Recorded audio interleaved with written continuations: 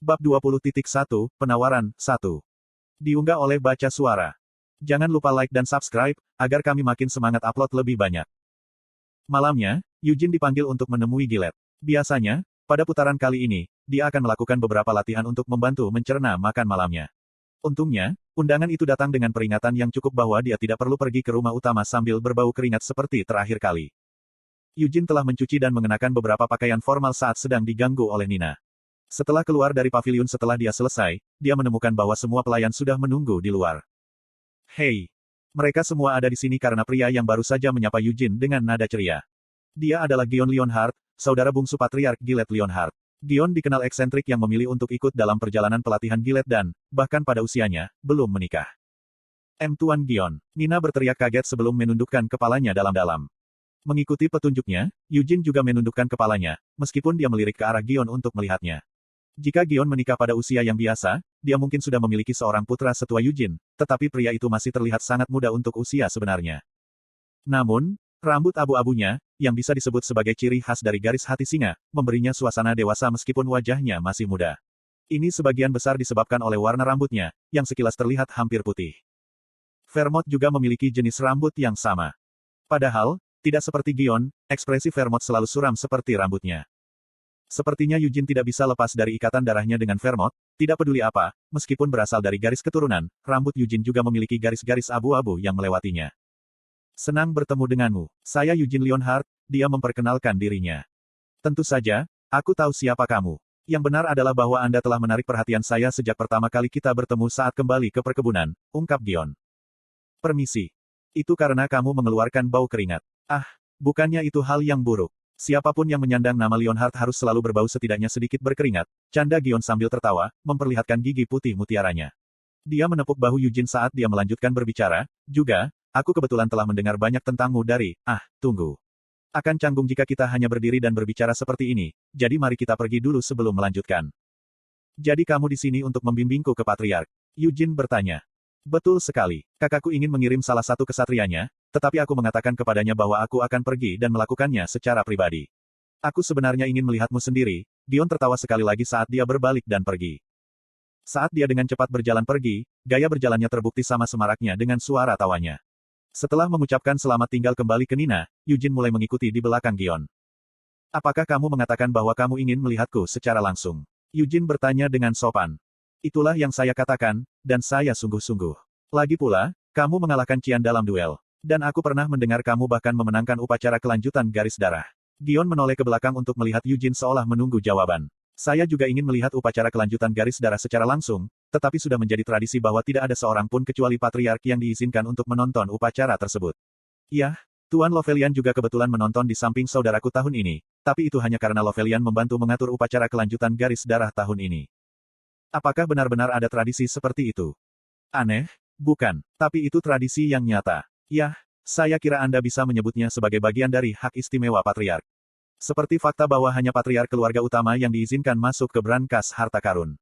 Demikian pula, hanya Patriark yang diizinkan untuk bersenang-senang menonton upacara kelanjutan garis darah, gerutu Gion, hanya untuk mengetuk bibirnya dengan penyesalan karena telah mengatakan terlalu banyak. Aku tahu kedengarannya seperti itu, tapi aku tidak benar-benar mengeluh tentang kakakku, tahu. Hanya saja tradisinya, tapi jika aku mengatakannya seperti itu, apakah itu terdengar seperti aku malah mengeluh tentang aturan keluarga? Saya tidak keberatan jika Anda melakukannya, kata Eugene setuju. Gion tersenyum dan mengungkapkan, kakakku sebenarnya tidak keberatan ketika aku mengeluh tentang mereka juga. Meskipun mereka tidak berbicara lama, Eugene memiliki gambaran kasar tentang seperti apa kepribadian Gion sebenarnya.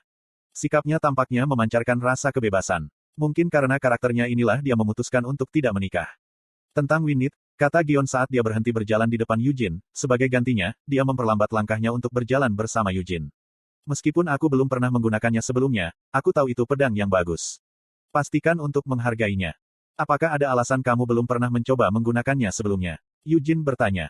Tidak juga, hanya saja aku cukup menyukai pedangku saat ini. Gion menyeringai dan menunjuk ke pedang yang dia kenakan di pinggangnya. Itu bukan salah satu dari banyak pedang Vermont. Bukankah itu terlihat keren? Itu adalah pedang yang saya temukan sejak lama saat bepergian keliling dunia, tapi mungkin karena itu adalah pedang yang saya dapatkan melalui kerja keras saya sendiri, saya benar-benar melekat padanya. Apakah itu pedang ajaib juga? Ya, tapi sihirnya tidak terlalu mengesankan. Itu tidak bisa dibandingkan dengan Winnet Anda. Nah, Jika saya harus menjelaskannya, sihirnya memungkinkan saya untuk menyerap mana sedikit lebih lancar, atau sesuatu seperti itu. Terlepas dari klaim Gion, efek seperti itu bukanlah sesuatu yang bisa diremehkan. Meskipun itu tidak tampak luar biasa pada pandangan pertama, Yujin menduga bahwa pedang itu mungkin dibuat oleh para kurcaci. Gion mengubah topik pembicaraan, jadi bagaimana kamu menemukan labirin? Meskipun saya telah mendengar beberapa hal dari Qian dan Ciel, saya ingin mendengar perspektif Anda karena Anda mungkin memiliki pandangan yang berbeda tentang itu. Itu benar-benar menarik, Yujin menawarkan pendapatnya. Jadi sepertinya kamu tidak merasa kesulitan, Gion mengamati sambil tertawa terbahak-bahak. Kamu benar-benar harus menghadapi jebakan dan monster, lalu troll dalam perjalanan ke tengah, dan akhirnya Minotaur menunggu di akhir. Itu terlalu banyak untuk ditangani anak-anak. Bahkan Qian dan Ciel tidak mencoba melawan troll secara langsung. Adapun Minotaur, Brother dan Lovelian benar-benar sedikit kejam dengan itu. Petik 2. Apakah Qian baik-baik saja sekarang? Tubuhnya baik-baik saja, tetapi pikirannya adalah masalah yang lebih kompleks. Lagi pula, kita tidak bisa membukanya dan melihat ke dalamnya, bukan? Yah, Qian menerima kekalahannya dengan susah payah karena dia masih belum dewasa. Tetapi lebih baik baginya untuk mengalami frustrasi seperti itu di usia muda. Begitu dia menjadi sedikit lebih tua, akan lebih sulit untuk mengatasi kemunduran seperti itu. Gion mendecakkan lidahnya dengan simpati dan berbalik untuk melihat Yujin. Adapun aku, sebenarnya aku merasa sedikit berterima kasih padamu. Berkat kamu yang menunjukkannya, arogansi Qian sedikit berkurang. Tapi bukankah Qian hanya menjelek-jelekkanku padamu? Tentu saja dia bahkan memata-mataimu dari kejauhan dan menyebutmu bajingan. Pengecut menghina seseorang di belakang mereka. Aku juga berpikir begitu, jadi aku memukulnya dengan baik. Dengan senyum lagi, Gion kembali memamerkan gigi putih mutiaranya. Karena aku sudah mengalahkannya untuk itu, jangan bertengkar dengan Qian nanti, oke? Selama dia tidak menggangguku, aku tidak akan melakukannya. Konten iklan. Itu memalukan. Jika dia bisa dipukuli beberapa kali lagi karena bersikap kasar, maka Qian mungkin bisa memperbaiki kebiasaan buruknya sambil meningkatkan keterampilannya pada saat yang sama. Tapi bukankah kamu baru saja mengatakan bahwa aku tidak boleh bertarung dengannya? Kau benar. Kalau begitu, aku akan memberimu izin untuk bertarung dengannya kapanpun kamu mau. Yaitu, selama kamu tidak menyakitinya terlalu parah. Petik 2. Sementara mereka mendiskusikan topik seperti itu, mereka tiba di rumah utama. Gion dengan santai melambaikan salam dari para pelayan dan membawa Yujin ke atas. Tapi mengapa Patriark memanggilku? Yujin akhirnya bertanya. Mungkin untuk memujimu, tebak Gion. Aku sudah menerima pujiannya sebelumnya. Tidak peduli berapa kali kamu mendengarnya, itu tidak seperti kamu bisa mendapatkan terlalu banyak pujian. Sepertinya Tuan Gion juga tidak tahu alasannya. Yah, bukannya aku tidak punya petunjuk. Tapi itu bukan sesuatu yang harus diselesaikan. Meskipun itu ada hubungannya denganmu dan masa depanmu. Begitu mereka sampai di puncak tangga, mereka berjalan menyusuri lorong yang panjang. Karena ini adalah pertama kalinya dia mengunjungi rumah utama, Yujin melihat sekelilingnya dengan mata penasaran. Namun, kata Gion, tiba-tiba menghentikan langkahnya, di depan mereka berdiri sebuah pintu besar yang tertutup rapat. Aku pikir akan lebih baik jika kita bisa lebih sering bertemu. Gion berbalik untuk melihat Yujin dengan sedikit senyum saat dia mengatakan ini. Aku juga, Yujin setuju, tidak memiliki kesan buruk tentang pria itu. Yujin memutuskan untuk membalas senyumannya untuk menunjukkan ketulusannya. Gion berbalik ke depan, ekspresinya menjadi netral, dan mengetuk pintu. Masuk, suara Gilet terdengar dari dalam. Setelah membuka pintu untuk Yujin, Gion mundur beberapa langkah. Kemudian dia mengedipkan mata pada Yujin dan mendorongnya masuk. Meskipun kepribadiannya baik, dia agak sombong. Dengan sedikit perasaan gugup, Yujin memasuki ruangan. Kamar yang luas itu telah dilengkapi dengan kantor pribadi Patriark. Maaf karena memanggilmu begitu tiba-tiba, Gilet memimpin dengan permintaan maaf. Tidak apa-apa, jawab Yujin, menundukkan kepalanya.